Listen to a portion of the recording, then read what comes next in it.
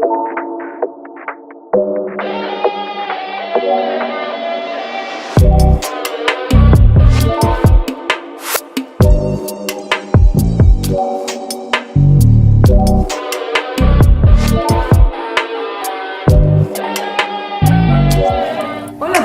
este episodio vamos a conocer la inspiradora trayectoria de un arquitecto destacado.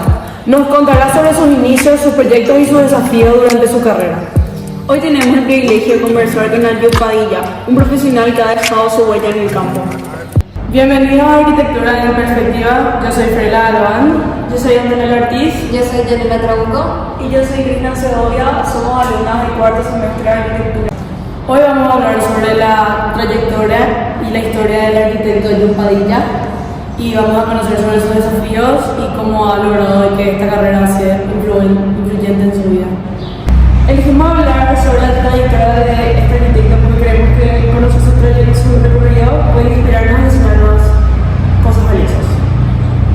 Arquitecto, tengo una consulta. ¿Cómo podríamos dirigirnos a usted durante esta entrevista? No tengo problema de que me traten como quieran. O sea, yo creo que incluso pueden tutearme, ya tenemos edad suficiente y además es cierto que somos de dos generaciones diferentes, pero creo que hay una confianza, ¿no? Hay un vínculo con ustedes ya que han sido mis alumnas, ¿no? Entonces, entonces no hay problema de que usen el tú y vos. Ok, gracias. Sí, problema. Como se sientan cómodas, ¿no? Bienvenido a Arquitecto Padilla, gracias por estar aquí. Me gustaría que nos cuentes un poco de tus inicios en la arquitectura y qué fue lo que te tomó a la carrera. Bueno, muchas gracias por invitarme, ¿no? Me siento muy contento de estar con ustedes, mis exalumnas, ¿no? En todo caso, de verdad que me llena de orgullo que estén haciendo cosas interesantes y que me han invitado para esta ocasión, ¿no? Bueno, ¿cómo empecé la carrera? Fue algo que bueno, cuando uno dibuja, cuando uno le gusta hacer varias cosas al mismo tiempo, siempre toma como referentes, por ejemplo, a los renacentistas. A mí, desde que oí la historia de Leonardo da Vinci, que era escultor, arquitecto, pintor y todo eso, uno quiere ser como ese tipo de personaje, ¿no? Entonces a mí me gustaban varias cosas y resulta que justamente la carrera de arquitectura es la que más equilibra todo lo que digamos queremos hacer, ¿no? Y yo creo que en ese sentido todos los arquitectos compartimos ese espíritu, ¿no? Tenemos una parte artística, pero al mismo tiempo también tenemos una parte súper racional, ¿no? Entonces desde ahí nos podemos mover. O sea, es un campo muy cómodo para moverse dentro de la ciencia y dentro del arte. Entonces, en realidad por eso me parece incluso una de las carreras más completas que existen, ¿no? A diferencia de muchas otras, en principio porque también las obras que hacemos, ¿no? Lo que nosotros realizamos queda plasmado, ¿no? Un médico, por ejemplo, cierto, tiene de repente cosas mucho más altruistas, más espirituales, pero digamos, nosotros dejamos obras palpables, obras que se ven, así como también si cometemos algún error o si a alguien no le gusta, ahí está eso, feo, queda para siempre, o por lo menos hasta que lo demuestren. Bueno, arquitecto, para seguir conversando, me gustaría saber si es que hay algún proyecto que realizaste que realmente marcó un desafío grande en tu vida como profesional. Bueno, todos han representado un desafío grande y diferente en cada momento de mi vida, ¿no? En el primer proyecto lo recuerdo mucho porque el hogar para ancianos, como te digo, me recordó a eso de Dios da pan a quien no tiene dientes, ¿no? Porque era, a mí me gustaba un estilo de arquitectura, todo lo que te viene es un proyecto totalmente diferente, ¿no? a lo que tú quisieras hacer, ¿no? Pero también si uno no arranca, y eso también es parte de ser profesional, ¿no? El poder hacer cosas que aunque no sean de tu gusto o de tu estilo, a no ser que tengas ya la fama y el nombre como para darte el lujo de desechar lo que no te gusta hacer, en ese momento fue un desafío. Ahora, mi desafío más grande ha sido, por supuesto, el diseño de arena, tanto porque he participado, o sea, he tenido en realidad 3 contratos, ¿no? El primero, que es el diseño en sí arquitectónico del edificio, ponerle precio, ¿no?, referencial para la licitación de construcción y que se haga, ¿no? Y el cronograma físico-financiero para poder programar la obra, que terminó ejecutándose en un tiempo récord de 9 meses de los 24 meses originales que tenía que ser, ¿no? Entonces se fue acortando por presiones políticas, porque sí o sí tenía fecha de inauguración y nunca se adjudicaba. Bueno, entonces hubo problemas de ese tipo que también forman parte de los desafíos que tenemos los arquitectos, ¿no? Cómo manejar eso. Y digamos, la SND ha sido en ese sentido el más completo, porque he participado como diseñador, como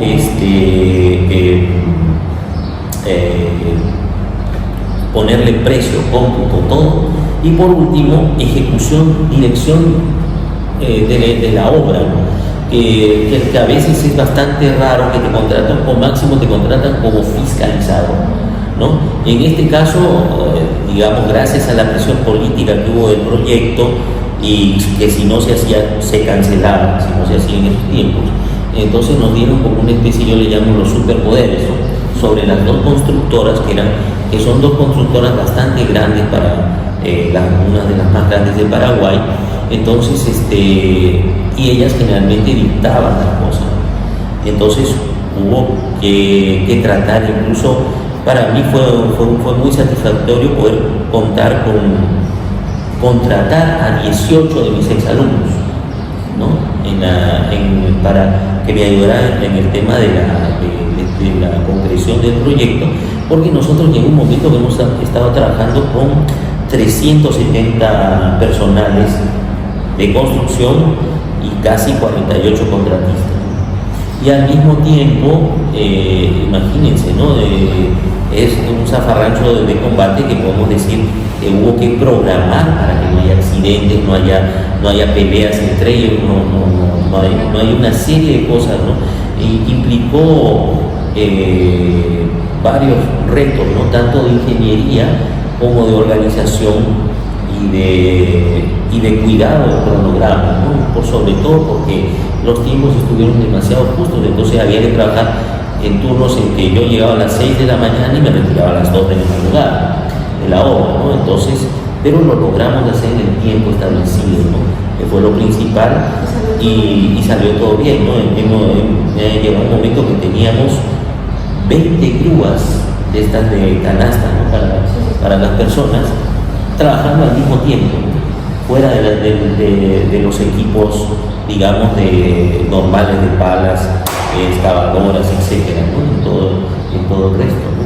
Entonces fue una cosa bastante, un desafío muy grande, ¿no? Definitivamente el desafío más grande que he enfrentado en ese sentido y en ese puesto, porque también si no se lograba, a nuestro contrato era más afectado que al de la constructora, porque nuestro contrato es pequeño en relación al contrato de las constructoras.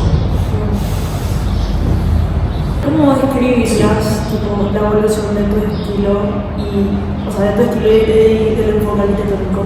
Bueno, hay una cosa que he aprendido, ¿no? Cada etapa, cada cosa tiene, como se dice, su tiempo, su momento, ¿no?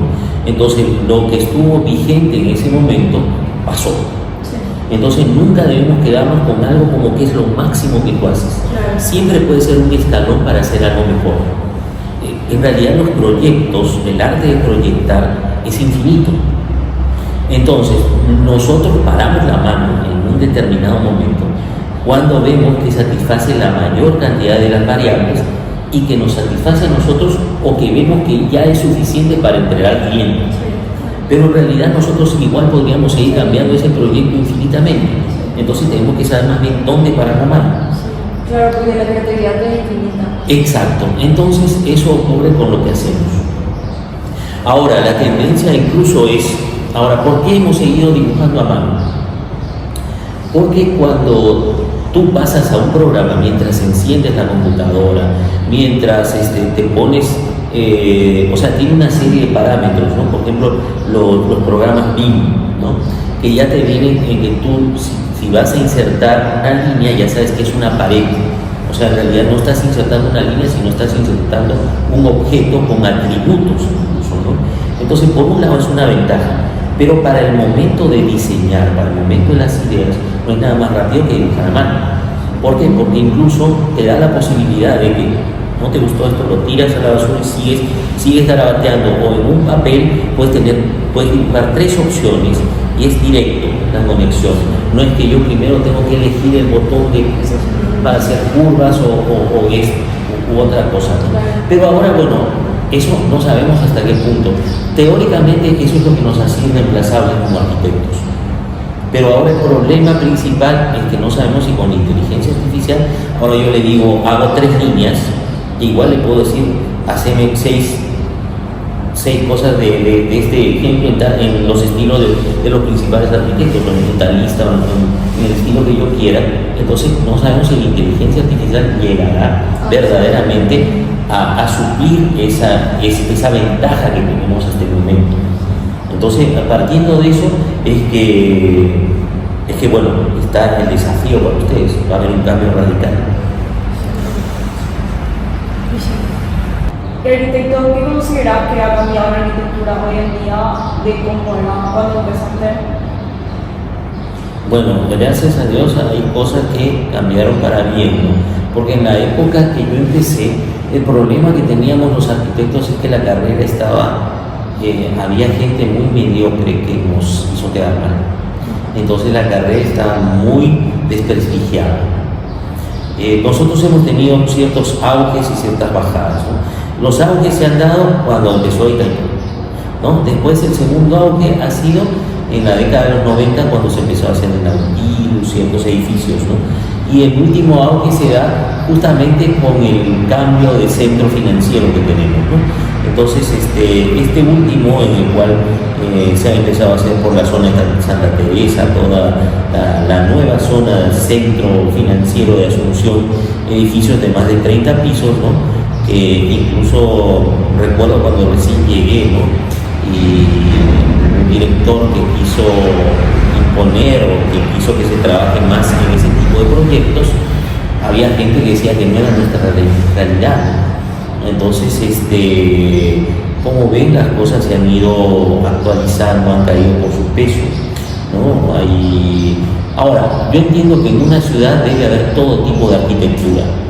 La ciudad es una mixtura y yo creo que no hay arquitectura mala, ¿no? O sea, cada arquitecto tiene que descubrir, bueno, cuál es su forma de proyectar, cuál es su forma de expresión, y siempre hay un gusto para todos. Está desde el que se viste formal hasta el que quiere lucir los pantalones rotos, no sé, el arito, etcétera, ¿no? El cabello, bueno. Entonces, siempre es bueno que haya esa diversidad, porque esa diversidad justamente es la que contribuye a que se establezcan las modas, los parámetros de belleza en cada década o en cada generación, ¿no? Y entonces, y es así como hay un avance continuo y hay una especie de, vamos a llamarlo, progreso continuo en todo. Claro, yo también creo que hay una interacción con las personas. Exactamente, porque cada uno tiene una personalidad diferente. Yo no me puedo comparar con, de repente lo veo un tipo zarrapastroso, lo que tú quieras, pero si él es feliz, así hay que dejarlo ser feliz. Entonces, no es bueno criticar tampoco al resto, ¿no? Entonces, en cierta forma, no debemos dejar que la ciudad crezca como una selva, pero al mismo tiempo no podemos negar que hay cosas que van a ir cambiando, van a ir evolucionando, algunas para bien y otras para mal, porque todo tiene su lado bueno y su lado malo, ¿no? Entonces, en ese sentido, yo creo que, volviendo a la pregunta, ¿no? De que cuál es mi filosofía, yo estudio al cliente, ¿ya? Porque eso es justamente de repente, porque a veces me entristece que no puedo tener un estilo o algo que me identifique todavía, ¿no? En esta evolución que todo el mundo tiene, porque justamente me tengo que acoplar o que, digamos, adecuar a las necesidades y a lo que me pide cada cliente. Entonces, por otro lado, en ese sentido, es ético, ¿no? Y el arquitecto creo que está supliendo eso de ser egocentrista y de ser el artista que podía ser tipo el dictador en la obra, ¿no? Que yo hago lo que me da la gana y nadie me dice nada, porque si no me enojo, ¿no? Valió la pena también esa cachetada que nos dieron en esa época para los mediocres, ¿no? Que representó volver a esforzarse para por volver, digamos, a intentar. Estamos en una etapa en que nuevamente somos más reconocidos, aunque también tenemos el problema de que muchas veces incluso el pago no es el que corresponde al trabajo que hacemos. Entonces, en ese sentido, yo creo que ustedes están llamados más que nada a trabajar en equipos multidisciplinarios, o sea, a trabajar por objetivo, lograr un objetivo perfecto, ¿no? Es como, yo siempre lo relaciono, ya saben, todo con las máquinas, soy muy maquinista, entonces es como el automóvil, ¿no? Yo necesito que sea un super diseño, pero también necesito, que se vería el arquitecto, ¿no? Pero esa es una cascarita que no vale nada si no tiene un buen motor, una buena suspensión, neumáticos, etcétera, que me los tiene que calcular el ingeniero. O sea, es innegable que no existe quién es más, sino que existe el trabajo de equipo, ¿no? Entonces, para que funcione esto tiene que ser equipo. Ahora, de que el arquitecto, ¿por qué? Hace poco me preguntaron unos alumnos de ingeniería, justamente de dibujo, que por qué si ellos hacían la parte más elemental, que era la estructura del edificio, por qué el arquitecto era el que se llevaba los laureles. Y justamente les dije, es que, a ver, nosotros, ¿tú qué eres? ¿Cómo te defines? Una persona, ¿no? ¿Tu esqueleto es todo? No. Nosotros somos un conjunto de cosas. Yo necesito el mejor ingeniero para que me haga el esqueleto, el mejor ingeniero que me haga el cálculo acústico, el mejor ingeniero para agua, desagüe, para un montón de cosas. Pero quien dirige la orquesta, ¿quién es? El arquitecto. Claro, para vos es como el amigo de la arquitectura de Diego, que el ingeniero era el que sostenía el edificio y el arquitecto es como Claro. No, sin necesidad de llegar a ese extremo, ¿no?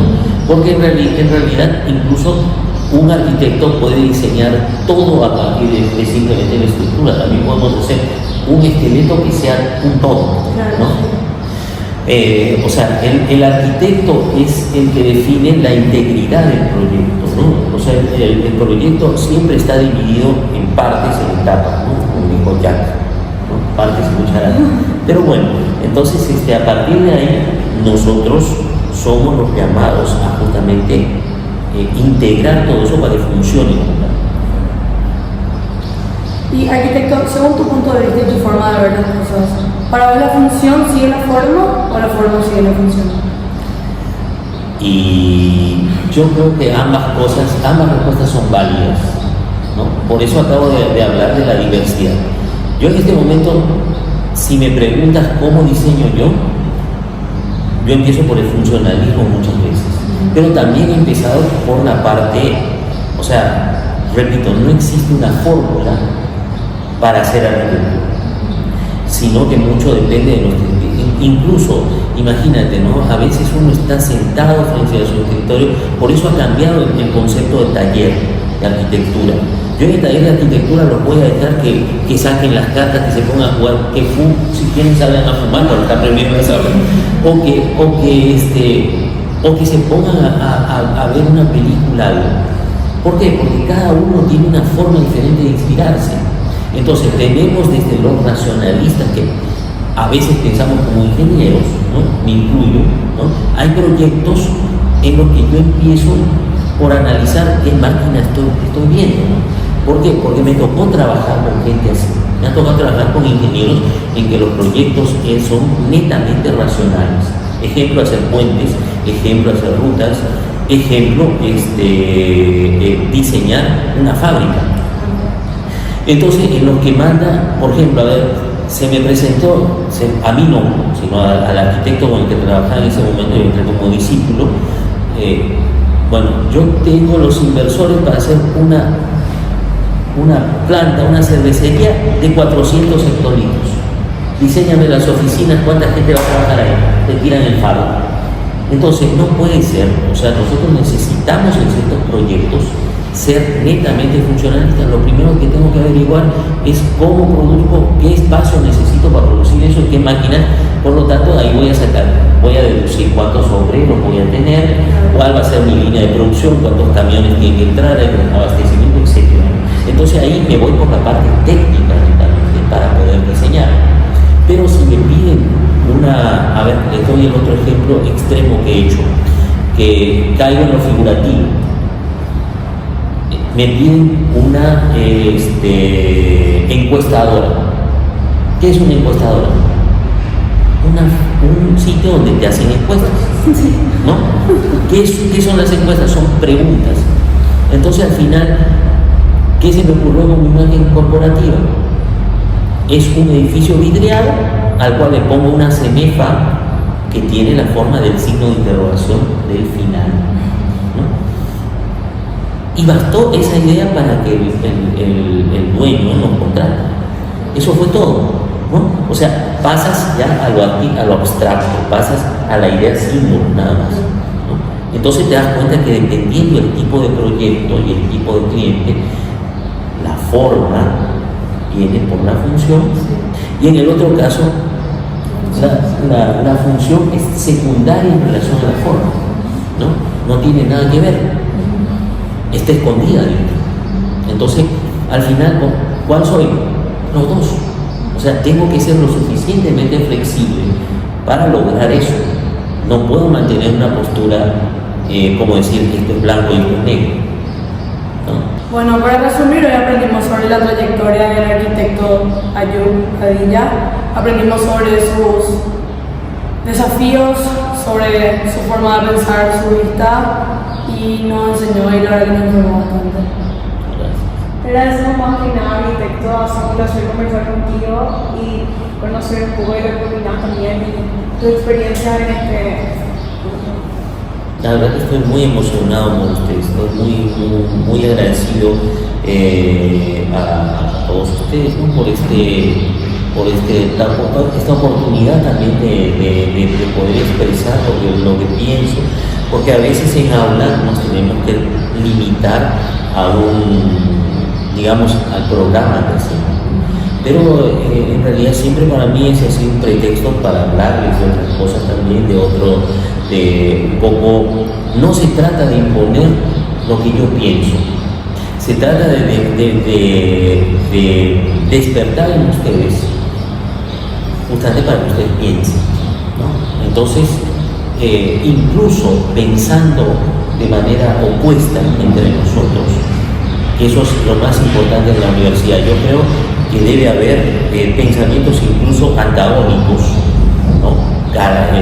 Dentro de los talleres incluso debería haber formas antagónicas, de tal forma que ustedes prueben y al final elijan un estilo, una forma, incluso un segmento, ¿no? Yo les había comentado que hace 20 y tantos años que no hago casas, ¿no? ¿Por qué? Porque justamente, ya les digo, resultó en la época que yo intenté hacer casa, era una crisis en que todo el mundo prefería copiar de una revista o irse a tomar fotos a una casa en una zona que le gustaba y le daban a su contratista. ¿Y qué es lo que pedían de nosotros? Que le hagas el plano municipal y te pagaban chau, igualito, ¿no? Entonces, o solamente por firmar un plano, porque hasta un dibujante cualquiera se lo hacía. Entonces, nuestra carrera estaba muy desprestigiada, ¿no? Entonces, por eso yo incursioné más que nada en proyectos que sí me podían pagar, que eran los proyectos de infraestructura o industriales, ¿no? Ese ha sido el segmento en el que, por eso que también de repente a la fuerza me metí en lo que era arquitectura high-tech, ¿no? Además bueno, como les digo, muchas veces yo tengo ese pensamiento, no usaré camisa cuadriculada, pero pienso como que ¿no? Entonces por eso también el tema de que algunas cosas es importante. La otra idea, si me permiten, antes de terminar, es siempre trabajar en equipos complementarios, no en equipos competitivos. O sea, si yo soy el arquitecto diseñador, no voy a meter en el equipo otro arquitecto diseñador, voy a meter un arquitecto que compense la pierna de la cual cogemos, ¿no? Entonces, por ejemplo, ¿no? Yo soy un poco, en ese sentido, machista, ¿no? No tengo el detalle que tienen las mujeres, porque ese es un don, ¿no? Entonces, generalmente he trabajado con el equipo. De preferencia tenía que ser mujer, porque las mujeres son las detallistas, son las que se encargan en el dibujo, pero ahora hay cosas que se me pasan, ¿no? O sea, yo entro a un salón y, por ejemplo, hay gente que tiene la vista aguda, mira, ese cuadro está chueco, ¿no? La cortina no combina con el sofá, ¿no? Y para mí eso pasó desapercibido. Y, por ejemplo, mi socia está trabajando muchos años con una arquitecta, ¿no? O tu mamá también, ¿no? Re detallista con los muebles, ¿no? Ella traía las cosas, no, este hay que devolver porque se dañó acá, esto. Yo ya lo iba a recibir y no, la calidad primero, ¿no? Y es parte de la calidad. Entonces, si yo sé que esa parte no la veo, bueno, como dice, no sé cuál de estos, ¿no? Bill Gates, uno de ellos, decía, ¿no? Cuando tú no puedes hacer algo bien, contratas al mejor. Entonces, pero se hace, ¿no? Muchas gracias. Gracias a ustedes. También, por supuesto, queremos agradecer a toda nuestra audiencia por este episodio de Arquitectura en Perspectiva. Esperamos que realmente le haya también interesado, tanto como a nosotras, la vida del arquitecto. Y arquitecto, ¿cómo puede la gente contactarse contigo sobre tu trabajo? Bueno, ustedes pueden googlear mi nombre, ¿no? Ayub Padilla, y creo que hay varias cosas en internet. Una época tenía una página y ahora tengo un canal de YouTube, pero no está subiendo nada, así que les voy a pedir que me ayuden a subir cosas, porque creo que incluso las clases podrían ser interesantes para todos, ¿no?